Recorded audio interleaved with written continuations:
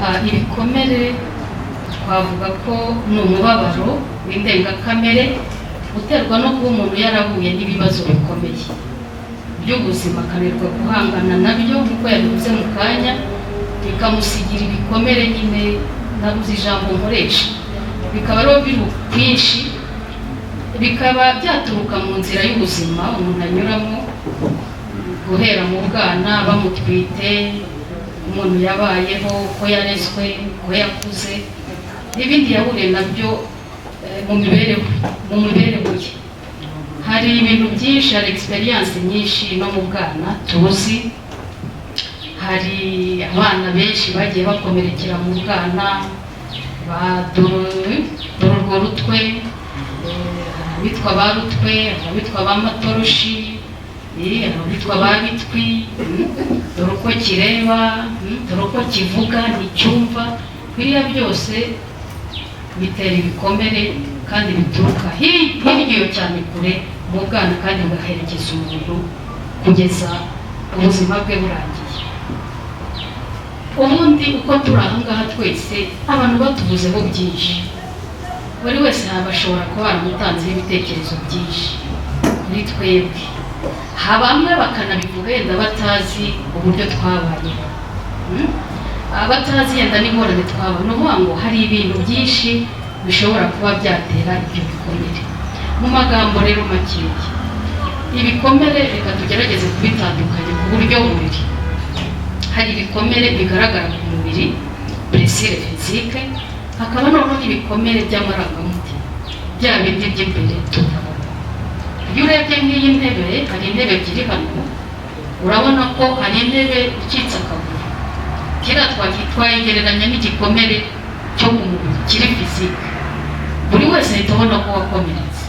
Ni urugero. Hakaba noneho n'ibindi bikomere ukaba ugifite, ubana nacyo, ugendana nacyo, ariko kitagaragara.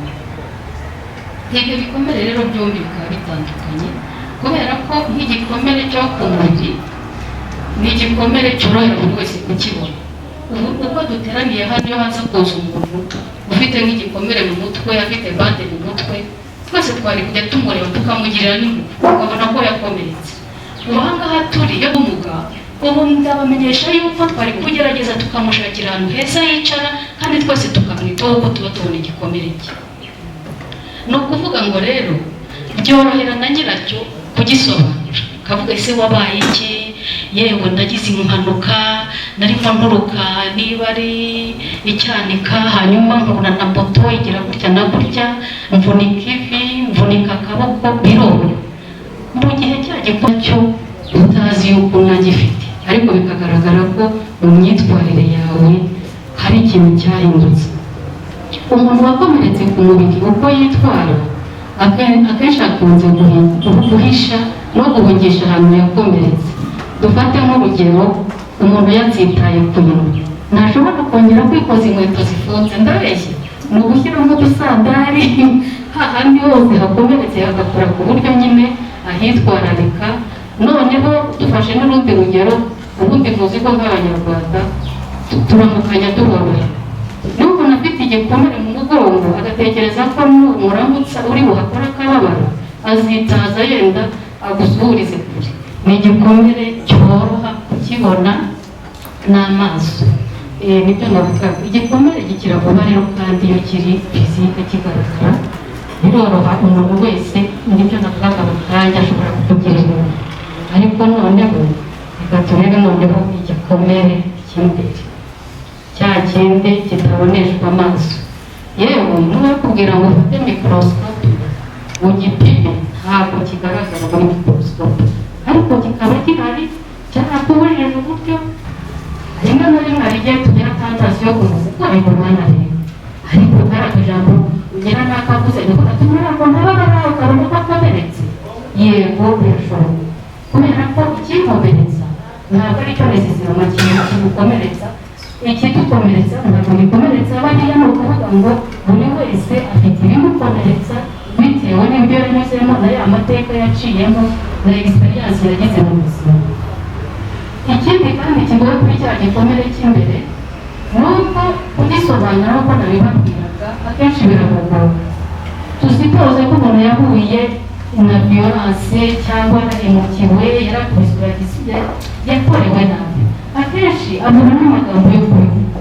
Hari n'igihe agerageza gutangira gusobanura ibyamubayeho bikamunanira, mu muhogo hagafatana bikamugora kugisobanura, hanyuma kikamubona rimwe na rimwe no kugisobanura bikamugora, rimwe ndagerageza kwihuta.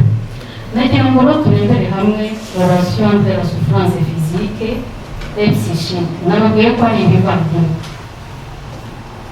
Ce qui nous affecte au niveau,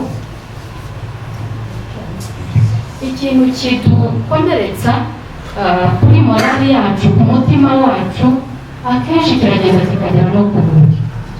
Ni ukuvuga ngo ubu dukunze guhura n'abantu bafite angoisse, ugasanga mu muhogo deja habaye se, mu muhogo habaye se no kuvuga ngo c'est vraiment le physique, ariko bitewe na angoisse afite iri morali. Cyangwa se ugasanga umuntu afite conflit, afite ibibazo byinshi bitandukanye, n'abantu tuzi cyangwa se n'ibijya bitubaho ukabona ibitugu byihesego, ukagira ngo hari ibintu atwaye ku rutugu. Reka tubanze duparitaje aho ngaho, sibyo? Abo bantu ntitubana nabo, ese twebwe ntibitubaho? Ugasanga umuntu ameze nk'umwirisengero, madamu konsole buriya biba byatewe n'iki? aba uko agenda yakira ibibazo bimurenze byatakaro fizike, noneho ya fizike ye mwese mwahuye mubona nta kibazo afite, ariko mu mutima we hararemereye, kubyo yumva inkuku ze zagiye zimera zitya imyaka itaragera mu myaka 40-30, kubera umuruho mwinshi w'ibibazo yikoreye imbere adashobora kubona aho atura ngabona hagishyira. Tuvuge ufite nk'indwara ya kanseri idakira, morali ye irahinduka yatabonye sutsi, sibyo?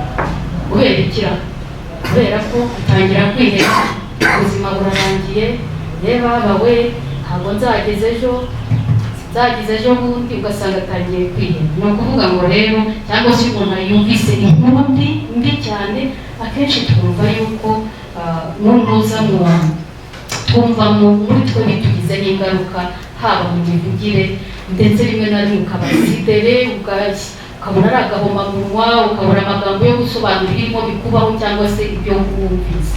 Noneho rero niyo habaye evenement dramatique, ugasanga n'ubu yahindutse. Mukake rero nagira ngo tunyuremo twihuse, ese les conditions favorables zitera noneho ibikomere ni izihe? Kuko biradufasha kumva neza ko ibikomere ni byinshi kandi ashake vraiment simplifier, buri wese afite icyo ahura nacyo. Tuvuge nk'urugero rw'indwara maladi, dufate urugero nk'umuntu wari usanzwe ari ambone sante, umuganga akamumenyesha ko yanduye n'indwara idakira. Indwara zidakira hari ubu n'izihe zigezweho, ubu turimo turaganira harimo kanseri, diyabete, nta kintu mwiza, ariko nayo ntabwo. Ni ukuvuga ngo birashoboka yuko tudenko umuntu ashobora guhita burema yumva ko ya ndwara ibitaramusaba, ariko uzareba kenshi umuntu ngo amenye ko afite indwara idakira. Hari igihe bibaho ukuntu bigenze, mugahura nyuma y'igihe gito hari experience mufite ukuntu uri kubyemeza wagira ngo rwose hari abantu bizi.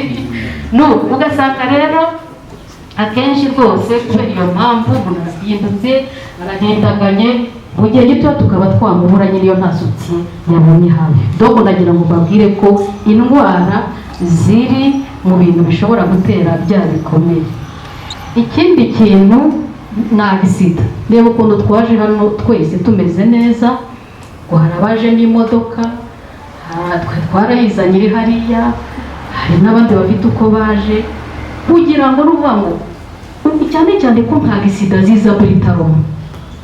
Ufite plan izi nizi, nyuma y'amahugurwa hari gahunda izi nizi, hari ibikorwa hana biteganyijwe, tudenko noneho ukiro turuva muri ya incapacité yo kubuja ukaza mu modoka ugataha yenda mu kagare n'urugero, kandi ipangiye n'igihe bizakorerwa akenshi ukabona ko ari nk'aho ubuzima bubarangiriyeho. iyo nta gisida navugaga. Hanyuma hari guverinoma turomatiza turazizi nyinshi cyane. Hari agresiyo fizike, umuntu akakwataka akakuniga akagukubita akagutema akakuzuye, cyangwa se umuntu akakuvira, cyangwa se burya nibyo twavugaga mu kanya, murashobora no kukubwira ijambo ukumva rwose riragukomerekeje, ariko bamwe ntibabyumve, ariko wowe ufite impamvu bigukomerekeje. Nibyo twabonye mu kanya ko ibikomeretsa ntabwo ari necessary mu bigukomeretsa. Ni ukuvuga ngo rero akenshi usanga umuntu wahuye n'ibyo bibazo atangira kugira santima nk'ebyiri, akagira ikintu cya devalorisation muri we, akumva ikintu cya culpabilité, cya injustice, akumva rimwe na rimwe akadevelopa n'urwango na za rosantima zikomeye, sibyo zikidevelopa cyane. Niba warabigiwe mu ishyamba tuvuge rya Nyungwe, sibyo bakahakubigira cyangwa bakahagukubitira, ariko ushobora guhinduka ukavuga jamais de la vie ndabeshyara sinzongera kunyura muri iriya shyamba rya Nyungwe. Cyangwa se niba ari umugabo cyangwa se umugore wabaye violé sexuellement, akenshi ushobora gusanga bamwe baradevelopye icyo kintu cyahena kumva yanze abagabo. Aho umugabo apfa akagera hose ukamwanga pe, aho umugore apfa akagera hose ukamwanga pe. Cyangwa se noneho na profession, umuntu w'umwarimu, umuntu w'umunyamakuru yaraguhemukiye aragukomeretsa, ubasha gutraversa iriya evenement muri traumatiza. Ni ukuvuga ko ni ibintu mu by'ukuri bigukomeretsa ku buryo ushobora kudevelopa urwo rwango, ukadevelopa ikintu cya rosantima vis-a-vis y'aho hantu nyine wabaye traumatize muri izo evenement. Essence c'est une grande souffrance, ariko ukagira gutya ukabona usanzwe uri muzima, usanzwe ubona neza, usanzwe ugenda neza, ariko tudenge ukabona umuntu ntakibona. Niba none wavutse nibura atabona nta bintu yabonye, ariko wowe uwo bibayeho hari aho azi akajya ugasanga tudenge ahindutse agize azanye bwa bumuga bwo kutabona. Umuntu wari usanzwe avuga agatera inkuru, abantu bose bakishimira kumwicara iruhande kubera inkuru atera, ugasanga agize ikibazo cyo guhita aza agira handicap yo kubasha kutavuga. Akenshi bituma ni ibintu bimugora cyane, atabasha kwigera hamwe yageraga, kwibonera bimwe yabonaga, mbese hari ikintu kiba gihindutse mu buzima bwe.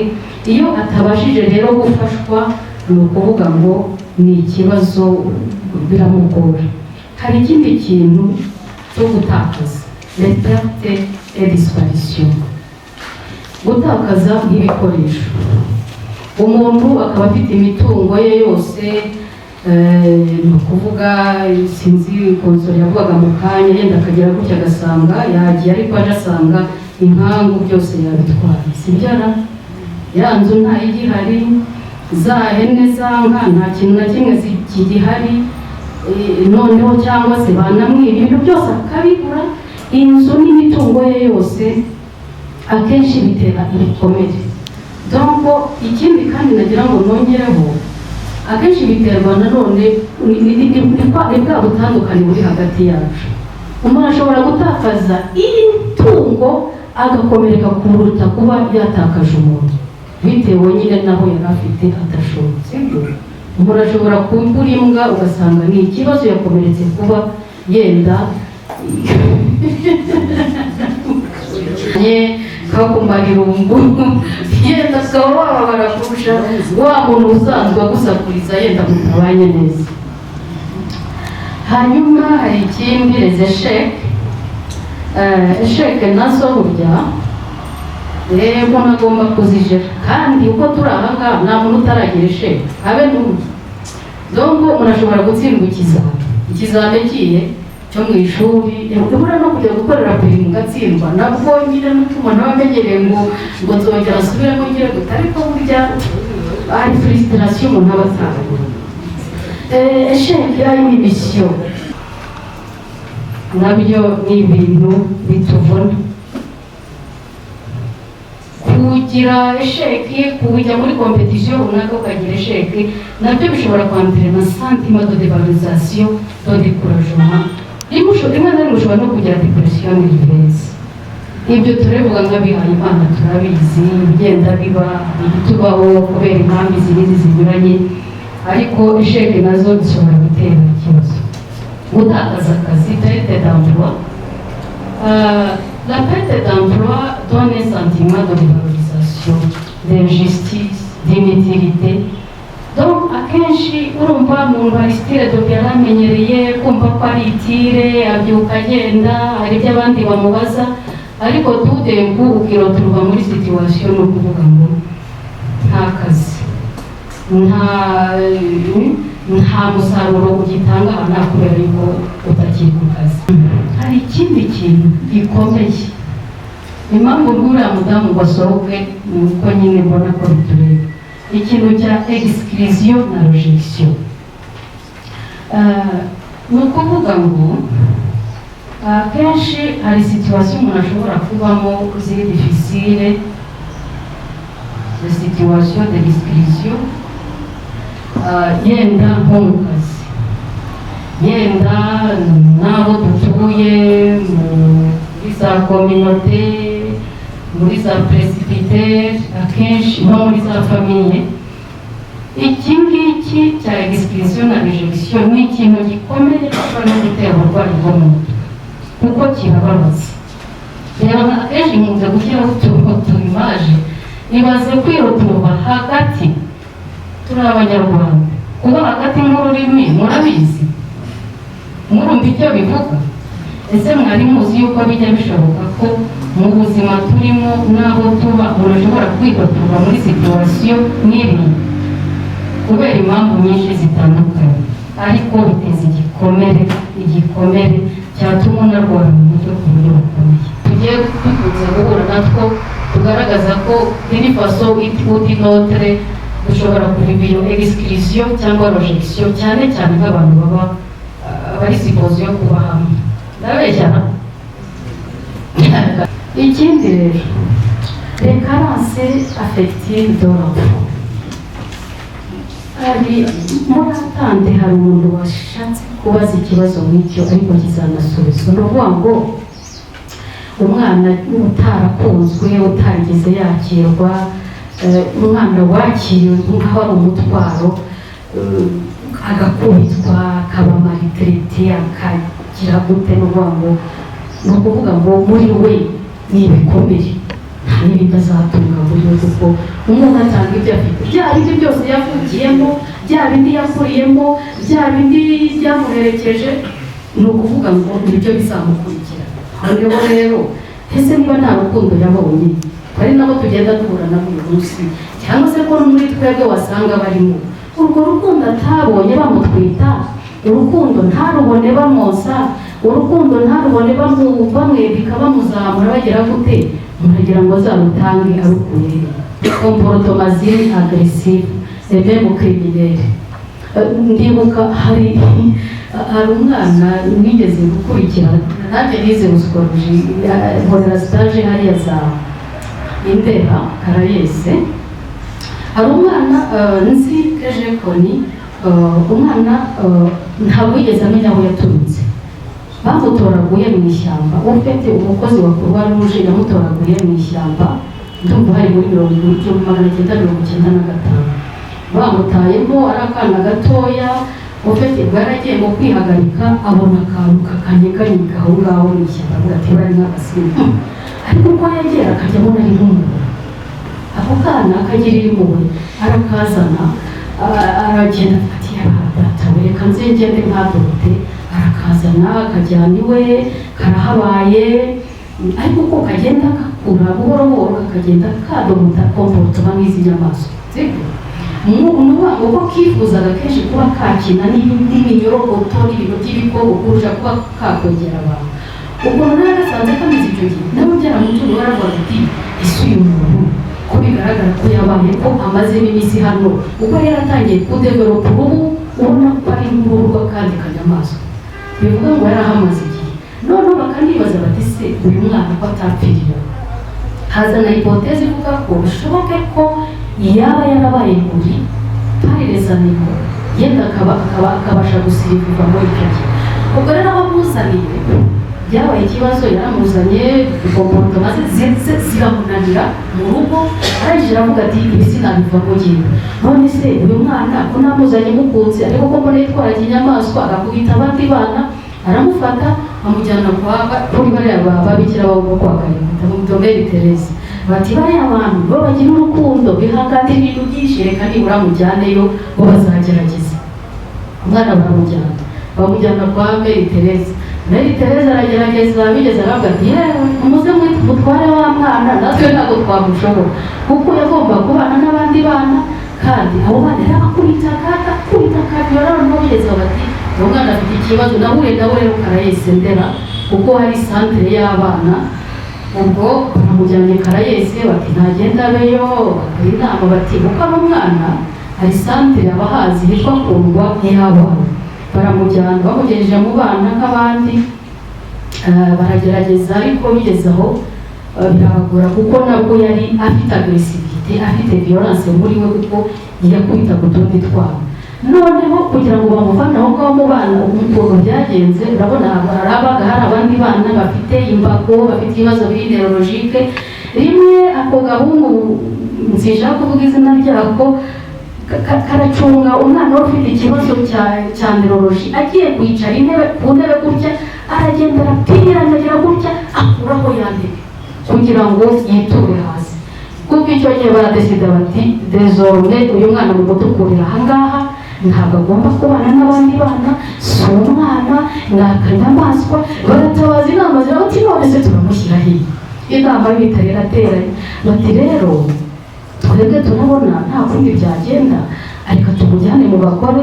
Buriya abagore ni abantu beza, bagira fegisiyo, nubwo bari barimo abarwayi bo mu mutwe, ariko yenda bazamukunda bamuheke bamuterure bamukorere ibintu byinshi.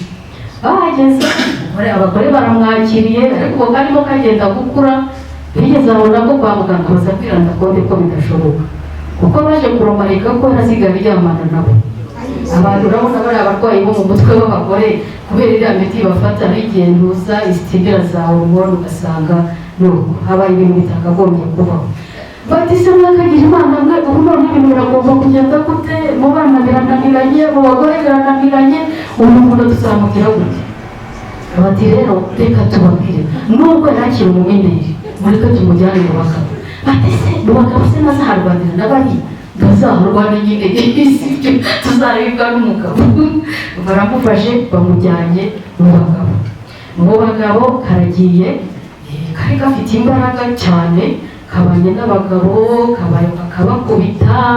Ndibuka rimwe uriya Furere uyobora ibitaro ugeze kuhanyura nyine, urumva yari mu bwatsi bwatembera areba abarwayi bose, karaza karasibuka kamukubita urushyi ahangaha. Noneho Furere umuzi noneho wicaye nabagira gutya musubize urudete wakabwawe Kigali kuntasoni. Noneho ati nuza yakubise, noneho ariko bamurekera aho ngaho, baravuga bati ok azajya akubita abantu nabo bamukubita nyine nta kundi, ariko akenshi bagakunda guhora bamurengose nyine bamuhambiriye ku maboko. Aza gukora rero gafu. Noneho urabona Karayesi iyo bamaze kuva kuri ntabwo bazi ikintu kakoresheje, kamukuyemo amaso. Kamaze kumukuramo amaso ibintu birakomeye. Nyiri umurwayi barahaguruka bati takesho umurwayi wacu abarwayi abo ngaho kubera ikibazo afite, nimurangiza mumuguremo n'amaso. Bajya kureka, bagiye kureka ako gahunda bati nta kote byagenda tumushakira avoka. Kari karatangiye kazi kuvuga.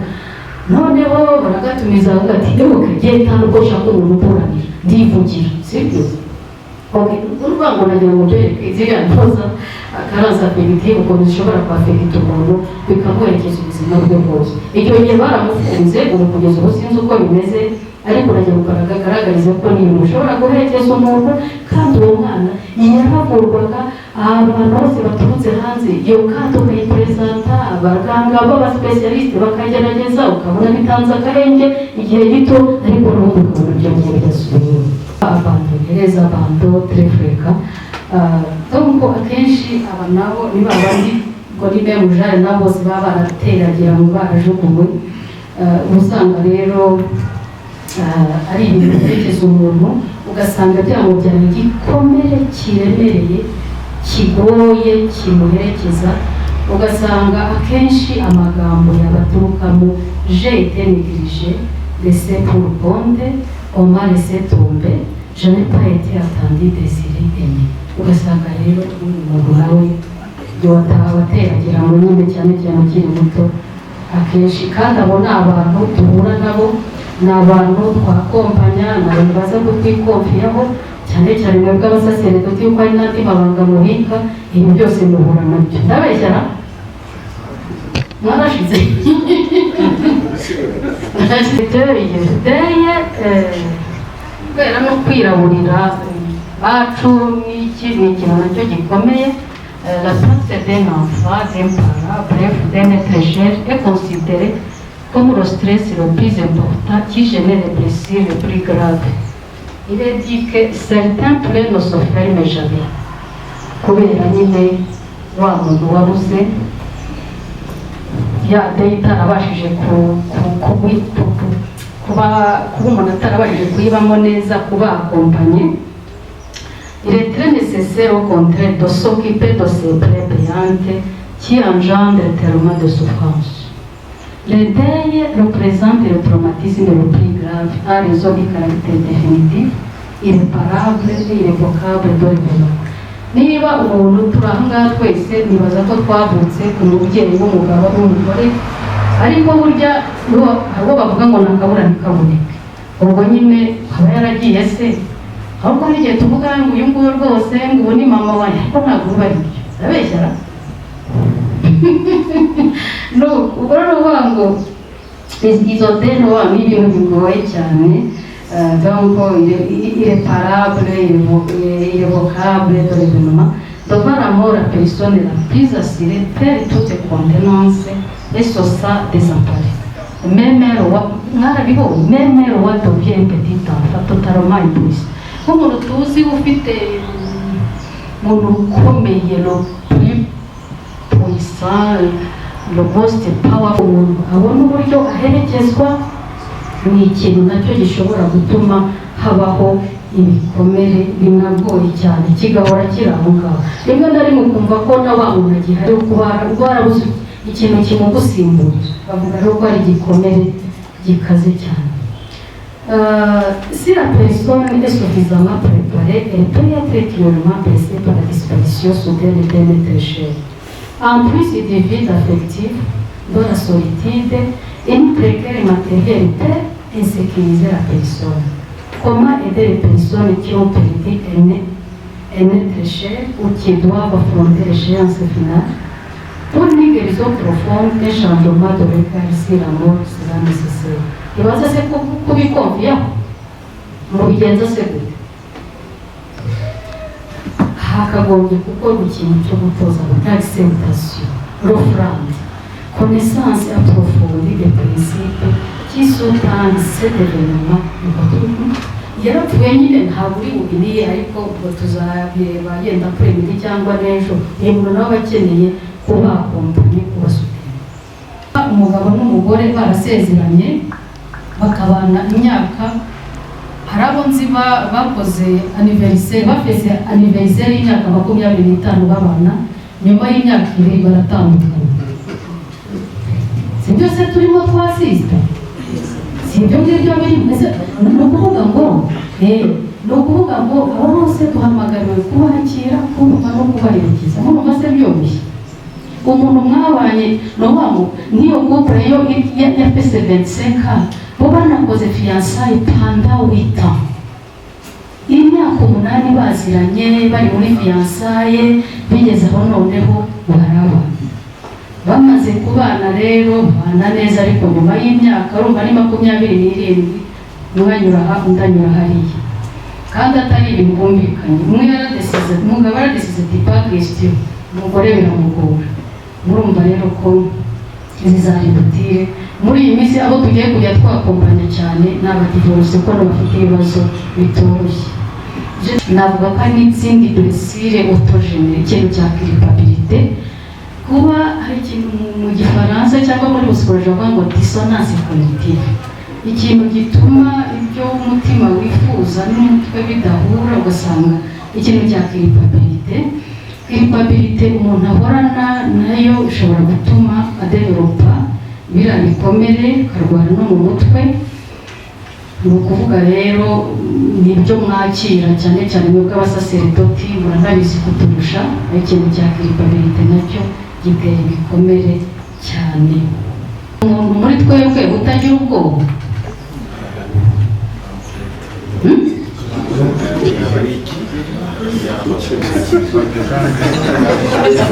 nationali wala komisiyo kutabara n'amakuru. Dushobora gutekereza ko aba bakuru badukuriye ari bo ntabwo, ariko ni ukuvuga ngo ubwoba butangirira hariya. Recommence de note au cours de notre vie. Hari n'abantu bashobora kutubikamo ubwoba, ndabeshyara.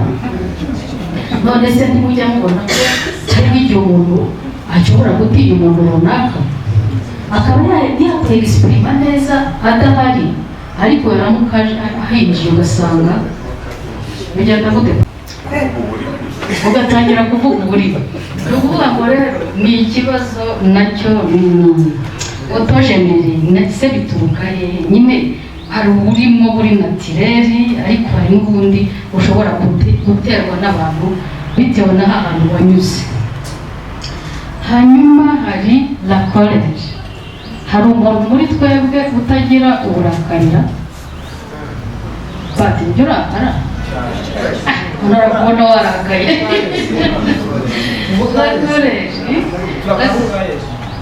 Ugayeje yes, urakariramo gasende koreri hariya nayo. Ni ukuvuga ngo nabyo ni uburakari bukomeje kubikwa ku bantu nabwo butera ibikomere na za ndwara ziri psychosomatique. Twakugeze ko moral affecte le physique. Il suffit que nous nous sentions menacés dans nos certitudes et nos possessions matérielles ou intellectuelles pour que s'élève à nous des bouffées d'eau moutarde qui atteignent vite le nez, débordant parfois cette limite cruciale en se propageant au dehors dans un déferlement difficilement contrôlable. Ariko ni ukuvuga ngo hari ubwo burakari nyine butewe n'ibyo twihambiriyeho, sibyo? Hari uburakari bushobora, ariko ubundi burakari twebwe nk'abihaye Imana n'abasaseredoti dukunze kugira buriya buterwa n'iki? Turimo turaganira mase ibintu byinshi. Ushobora wenda kuba hari ikintu wari ugamije kandi ufite gahunda yacyo, nyuma yaho ugasanga nk'uko twabibonye hari ikintu kitambitsemo, ukamenya ko ari n'uwabiteye kugira ngo icyo kintu ntigikorwe, bigatuma ushobora kumurakarira. Ukaririmba neza, waririmba neza ukabona umuntu noneho ukuririmbye akareba hasi ntashake no kukureba, akanira ahenge cyangwa akaba yakisohokera. Icyo gihe ushobora guhita ubona ko byamugoye vurema, kandi aturebe biturutseho cyangwa se abayifuje ko nawe yaririmba neza, mwese mukaririmbira hamwe. Ariko iyo isuku ko ataba afite izindi ngabire bazifite, ahubwo abakeneye kwiyakira akavuga ati Imana yampaye ingabire, nuriyimuhe indi, hanyuma twese tukubakira hamwe umuryango wacu cyangwa community yacu cyangwa se society yacu. Umva rero ishyari koko ribaho, ariko bisaba ko tugomba guhora turirwanya, twikontorora kandi dushima iby'Imana yaduhaye kugira ngo twubake kiliziya yacu, umuryango wacu na society yacu. Murakoze cyane mase, ariko ntabwo ari mu babikira gusa abishyari bose yakoze bamupromotinze babikene, ugakomeza ujyantorotona nyine urikonduza kuri bya bikomere, kandi wa wundi uri mugabo kuri uze ko ari iby'Imana niyo nzira Imana yatarashije kuri, sibyo? Ariko burya nawe ugerageje kwiyakira no kwakira ibyawe byarushaho kugenda neza. Gahene none se ubundi gahene si urwango, none si urwango ntitururimo, twarubayemo, twakuruye ibintu byinshi nibaza yuko hari twakagombye no kujya nibaza ko n'iriya titire y'iriya gahunda harimo kugarizo depresire ngo n'ibiki z'ibyo izo presire zaturutse yenda harimo urwo rwango harimo n'urwango rero ni ikintu kibi kandi cyica umuntu kiramwica pe kiramukomeretsa kimutera n'uburwayi kuko dayene ni serebrise dore kandi urukundo nirwo twazo kandi akenshi iyo urwo rwango rushobora guturuka ku gikomere n'ubundi twabonye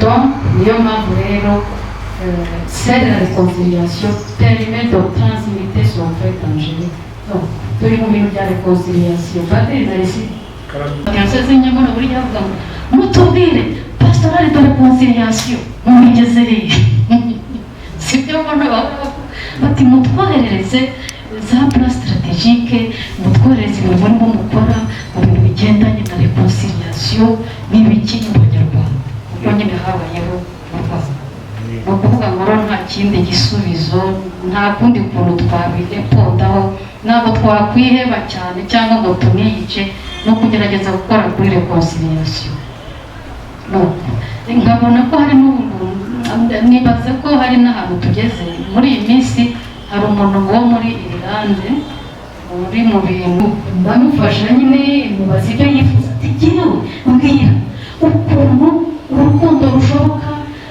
yenda mu bintu byabaye ukuntu za poroshe mugenda mukoresha ni gute abantu bashobora kongera guhura bakiyunga bagasabana imbabazi noneho arimbwira rero nyine nanjye ndabimubwira nivuye inyuma dore uko bimeze dore poroshe dukoresha dore uwo nivo ya kominote dore uko byagenze mu Rwanda bumvikana dore poroshe dukoresha muri gereza mbega ibintu byiza nifuza kumva urukundo ni gute umuntu yagerageza kurugarura mu bantu yenda bahuye n'ingorane runaka ibyo rero byari kuri ni mu mpamashyi